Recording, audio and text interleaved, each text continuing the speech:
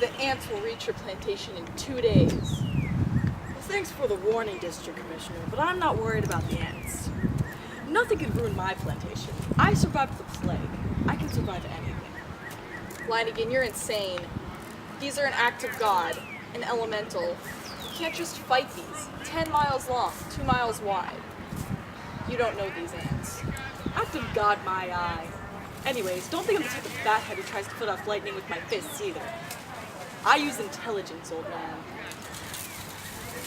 Well, I've done my best. You don't know these ants, Leiningen. You don't know these ants.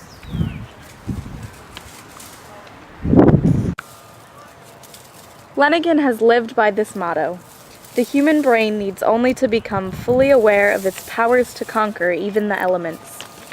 Obviously, Leiningen is getting himself into lots of trouble with this mindset. He thinks he's invincible. The ravenous ants came at noon the next day, and the men were somewhat prepared. The men could tell the ants had come because of a herd of animals running the opposite direction. All right, men. You see this moat over here? That will be our first defense against the ants. But what if we get past the ditch, sir?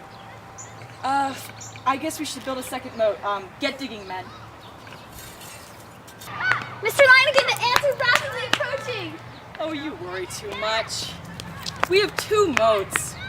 We are not going to be harmed by the ants whatsoever. Leiningen, you realize these ants are the size of a man's thumb. They'd eat a buffalo to the bone in a matter of seconds. Since you guys are so worried about it, I'll go check it out.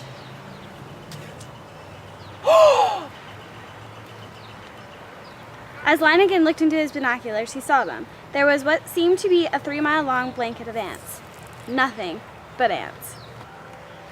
Well, men, there seems to be a slight problem. I kind of underestimated how many ants there were. No way these ants are getting across that barrier. I could not have been wrong. The ants are merely lucky. Luck is what it has to be. Yes, luck. Sure, keep convincing yourself that. We need some other measure to keep them away. You, set up petrol sprinklers. Fine, but I don't know if this is possible. The streams of oil were spraying and the moats were in use. The men were becoming worried and the ants were still attacking with a vengeance. The ants reached one of the natives and attacked viciously.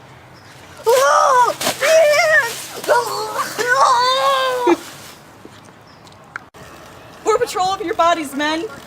They won't attack if you do this. You don't want to end up like that guy. I know what I need to do now. In order to keep these ants away, I need to set this ditch on fire. Good idea, Leiningen. Some natives made a run for the river to try to make it to a raft to escape the fate of the ants. But the ants were too fast and they covered the natives from head to toe. The natives. Ah! Ah! The natives. The natives. Leiningen still refused to go down without a fight, so he dosed himself in petrol and made a run for the dam through the ants. He knocks down the dam and floods the plantation. Yes, it ruins his crops, but it saves him and his men from being eaten. He goes back and the ants attack him. He falls to the ground and despite his horrible injuries, he forces himself to get up. He finally reaches the fire ditch and survives. He goes into a hospital bed and his wounds are being treated. And when he wakes up, the first thing he says is, I told you I would come back. Even if I'm a bit streamlined.